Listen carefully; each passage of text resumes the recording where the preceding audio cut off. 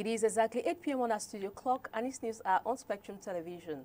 Making headlines tonight, September 17, 2021. Sports Can 2021, the boss of the African Confederation Football Association, Patrice Motsepe, has paid a working visit today to the Olembe Sports Complex in Yaoundé to see for himself the rest of the work to be done in this stadium to make it fit in with the recommendations of CAF for its validation. Plus, in Kumba, chief town of Meme Division, today Friday, September 17, 2021, the population of this region can now go about their daily activities after a 4 days total lockdown imposed by the separatist fighters. These stories in full and more will be yours in a moment. Good evening, ladies and gentlemen. Thanks for joining in on the 8 p.m. bilingual primetime newscast on Spectrum Television. We'll kickstart right away in the French language with Inès Panga. Good evening, Inès. Bonsoir, Christelle Assec. Bonsoir à vous, mesdames et messieurs, et bienvenue. Comme annoncé en titre, quand Total Énergie 2021, le président de la Confédération africaine de football a visité ce jour le complexe sportif d'Olembe. Nous sommes dans la capitale politique du Cameroun, Olembe. Il a tenu à voir de ses yeux le travail qui reste à faire pour rendre praticable l'ensemble des modalités prescrites par la CAF pour la validation de cette infrastructure. C'est une forte délégation qui est allée sur Olembe ce jour, composée entre autres du secrétaire général de la CAF, du ministre des Sports du Cameroun, du président par intérim de la FECAFOOT. Les détails dans ce reportage que signe Mireille Siabze. We should all be proud as Cameroonians for this world-class facility. We should all be proud as Africans that Cameroon can, in partnership with our minister, our government, CAF, which is represented by mon frère Horon and mon frère Seydou, who is the president of football in Cameroon, that come January, when the AFCON tournament is taking place here, and the rest of Africa will be here with us in Cameroon, and the rest of the world will be with us here in Cameroon. And we are confident that together, CAF, our government, our minister, president, prime minister, football, represented by mon frère Seydou, and African football, we will host an event that will make us proud. And the quality of football that will be displayed here will show that we can produce players in Africa that can win the highest awards competitions in Africa, but also that can win the World Cup, because that's part of our ambition. Cameroon has the quality, and there are other African countries, and we support them. I see the AFCON as part of that process. It is special in its own right, but it's also part of this process for the rest of the world to respect Cameroonian football and African football. Sécurité nationale, le chef de l'État sanctionne une dizaine de personnels de la police pour manquement grave signé le 15 septembre dernier. Le test intervient dans un contexte particulier où on enregistre de plus en plus d'incidents entre les forces de l'ordre et les citoyens. Notons concernant ces vidéos qui circulent de manière virale sur les réseaux sociaux que le ministre de l'administration territoriale s'était exprimé sur la question. Une réaction loin de celle du président de la République, Paul Biya, la reine Gonçalves. Tout individu surpris en train d'exercer des violences ou des voies de fait contre un policier dans son travail fera désormais face à la rigueur de la loi. Cela ne servira à rien de tenter de fuir. Le ministre de l'administration territoriale vient-il d'être débouté par le chef de l'État ? Alors que ce dernier annonçait le 10 septembre des sanctions contre les citoyens qui s'en prennent aux agents de police dans l'exercice de leurs fonctions, le président de la République vient de lui couper l'herbe sous les pieds en incriminant une dizaine de forces de l'ordre. Dans un décret signé 5 jours plus tard, soit le 15 septembre, Paul Biya, président de la République et chef suprême des forces armées, décide de frapper du poing sur la table en sanctionnant 10 policiers de différents grades par un abaissement de grade ou d'échelon pour plusieurs raisons. Entre autres, non-paiement de loyer, retrait indu et rétention abusive des pièces et documents d'un usager, indélicatesse portant atteinte à la considération de la police par extension de fonds, non-paiement de ses dettes, indélicatesse commise dans la vie privée mais préjudiciable au renom de la police pour pratique d'une activité privée lucrative, compromission portant atteinte à la considération de la police par distraction et vente d'une moto d'origine douteuse. D'autres motifs sont également répertoriés: négligence ayant entraîné la perte d'une arme de service et 13 munitions, insubordination, refus de répondre à une demande d'explication, abandon d'un poste de garde, extension de fonds aux usagers de la voie publique contre restitution des pièces personnelles, détournement d'un dépôt et bien d'autres. Des actes qui, selon le chef de l'État, portent gravement atteinte à l'honneur, au devoir et à la probité de ses forces de l'ordre. Le décret signé ce 15 septembre intervient au moment où les relations entre les citoyens camerounais et les forces de sécurité semblent des plus tendues et où la peur du gendarme et de son uniforme semble avoir totalement disparu. Les incidents sont désormais légion sur l'ensemble du triangle national. Et là où le ministre de l'administration territoriale a cru bon de donner des instructions fermes aux gouverneurs de région pour gérer les cas des personnes qui s'en prennent aux agents de police, le chef de l'État a lui choisi de rappeler à ces derniers l'honneur, le devoir et la probité auxquels ils sont astreints.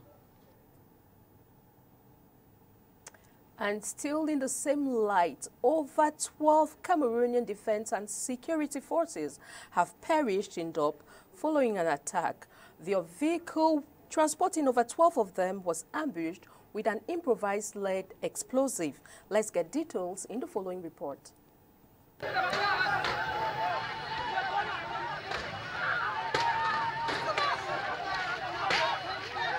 This gruesome attack against defense and security forces is one of many suffered by the military in the face of insecurity in the northwest and southwest regions of Cameroon. From the Lebi-Alem's ambush in the southwest region to Bali in the northwest, where 5 police officers were slain, Ndop, snare of over 13 military officers, is the most recent attack yesterday on defense and security forces. In the prelude to an imposed lockdown on the population of the northwest and southwest region for 10 days, excluding weekends, defense forces under the command of General Nka Valle were dispatched to the suburbs to ensure the safety of civilians during this period. The ambush has come as a shock as corpses of the falling defense forces were exposed on the ground. Fighting terrorism has been the main formula of the Biya regime since the end of 2016. At the time of this report, the Ministry of Defense has made no official report about the incidents. To return to the regions.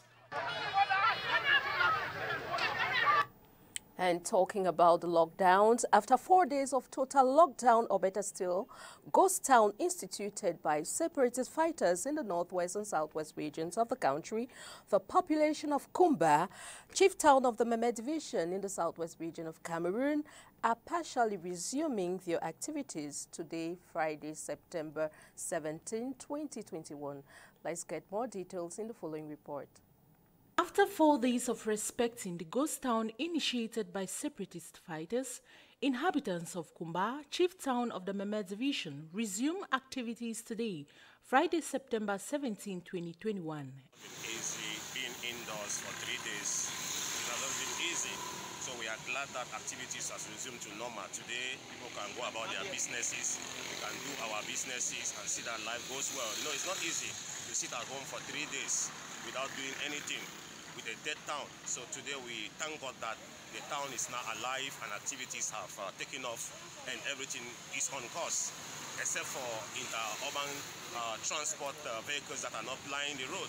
You can see all the parks are so dry. Doors of offices, shops, stores and other business places have once more opened their doors as part of the itinerary of the separatist agenda that gives a break every Friday, Saturday and Sunday to enable the population refuel their foodstuff in a 2 weeks ghost town. To the locals, the powers in place should seek a way out to resolve the crisis plaguing the two English-speaking regions for over 5 years now. The people of the Northwest and Southwest region for over 5 years now have been suffering due to these ghost towns and lockdowns and the ravaging effect of the armed conflict.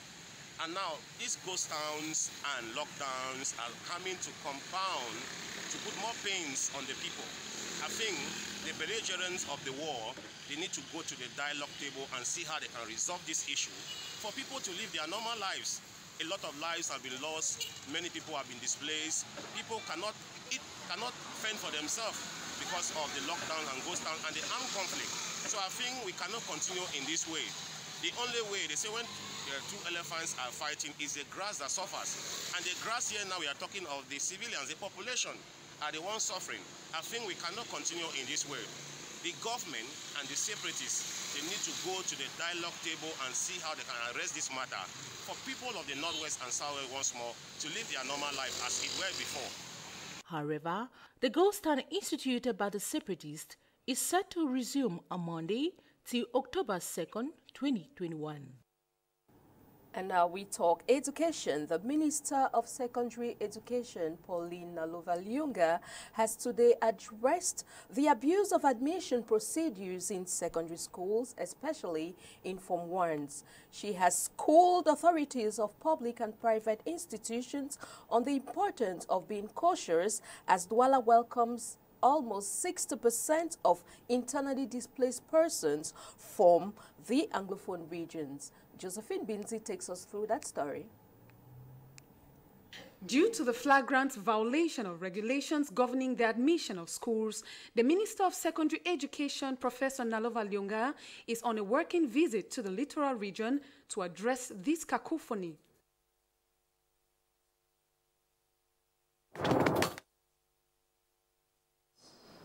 And the voluntary contributions of parents, what we all know as PTA levy, Decree number 2001-041 is categorical.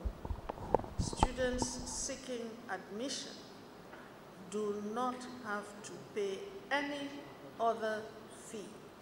Admission into Form 1, CZM, is done only through competitive examination, while other classes have a different procedure to follow.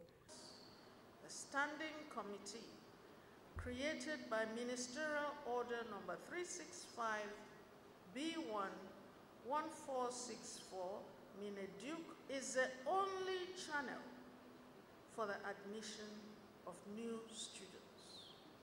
No fee is required for the study of files submitted to this committee. I equally seize this opportunity to remind members of the educational community that paying for charges other than those recognized by law is an act of corruption. Barely a month to the launch of the school year, the Minister of Secondary Education's visit to the littoral region comes in a time where thousands of internally displaced persons cry foul in the admission of students in school. Today's visit was attended by the Governor of the littoral region, Samuel Dieudonné Ivahadiboa, a few principals and vice principals for the smooth running of the school admission process. Pour la renaissance du Cameroun s'indigne contre la surenchère des frais d'APE. C'est du moins l'essentiel à retenir de la communication faite ce jour à Yaoundé du secrétariat à l'éducation du dit parti. Autre information à retenir de cette conférence donnée par ce secrétariat à l'éducation du MRC. Ils appellent le gouvernement à mettre des mesures sur pied pour que les règles barrières contre la COVID-19 soient respectées dans les établissements scolaires. Le point avec Olivier Bouzic. C'est une polémique qui alimente l'actualité depuis la rentrée scolaire le 6 septembre dernier. Face à la surenchère des frais d'APE observés dans certains établissements, le secrétariat à l'éducation du mouvement pour la renaissance du Cameroun dénonce, dit-il, une déresponsabilisation du gouvernement. Tout se passe comme si il suffisait que le régime crée des établissements sur papier et ensuite confie l'édification des bâtiments aux parents d'élèves, ainsi que le recrutement des enseignants, le matériel didactique et tout ce qui va avec.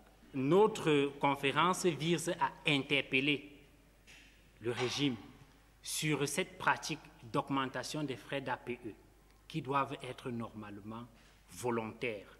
Seulement, le secrétariat à l'éducation estime qu'il n'y a pas que le paiement des frais d'APE qui est volontaire.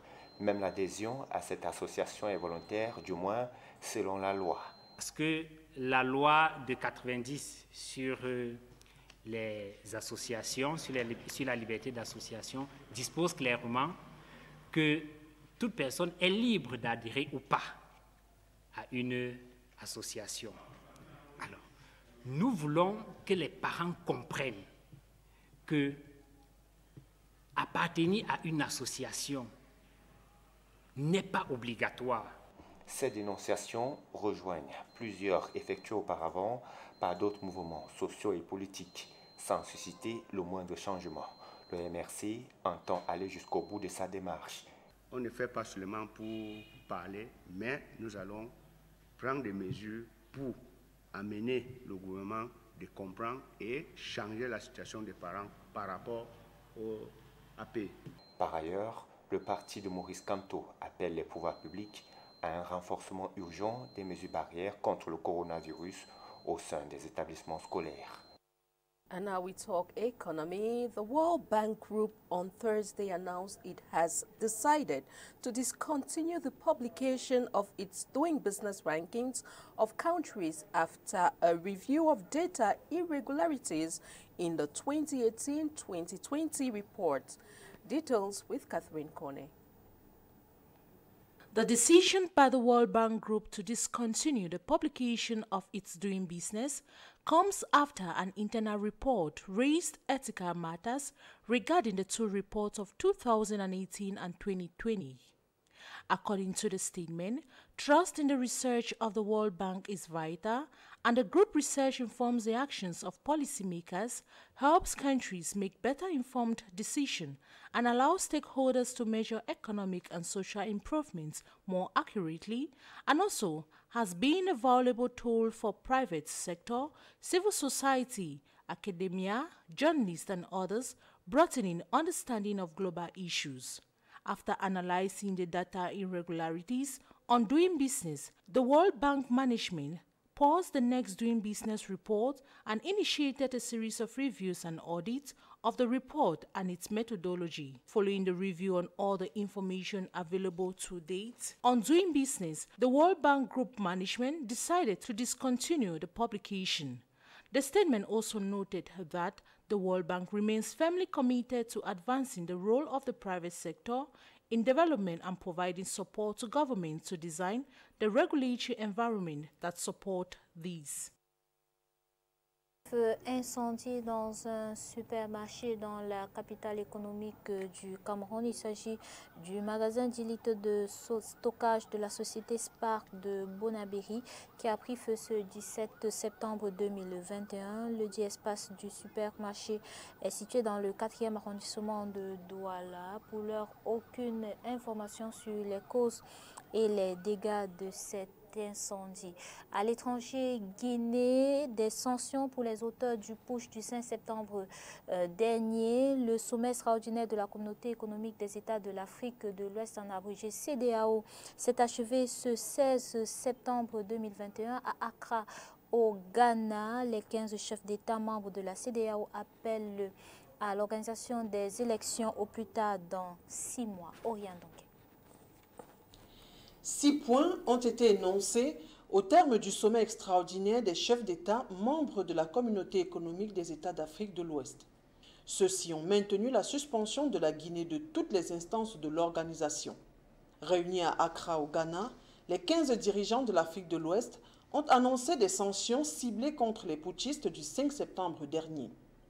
Le lieutenant-colonel Mamadou Doumbouya est appelé à mettre sur pied une transition de maximum 6 mois avec à la clé des élections. Le chef de la junte doit conduire cette transition assisté d'un premier ministre civil. La CEDEAO a décidé de geler les avoirs financiers des putschistes et des membres de leur famille. Il leur est également imposé des interdictions de voyage. Le président ghanéen doit se rendre dans 48 heures à Conakry, exiger la libération immédiate et sans condition du président déchu, Alpha Condé. Nana Akufo-Addo devra par ailleurs transmettre les conclusions du sommet à la junte au pouvoir. Il faut préciser que celle-ci achève ce vendredi les concertations entamées mardi dernier. Ce 17 septembre 2021, c'est au tour des directeurs des banques primaires et microfinances et les représentants des différentes centrales syndicales d'échanger avec le chef de la junte. Il est question de définir les grandes lignes de la transition qu'un futur gouvernement d'union nationale sera chargé de conduire. Oriane Donkin, que nous mettons un thème à cette édition d'information bilingue sur Spectrum Télévision. Merci d'avoir été des nôtres. Retrouvons-nous demain. À demain, Christelle Asek. See you tomorrow, Inez, and have a blessed evening. Good night, televiewers. Have a blessed evening in company of programs on Spectrum Television. Bye-bye.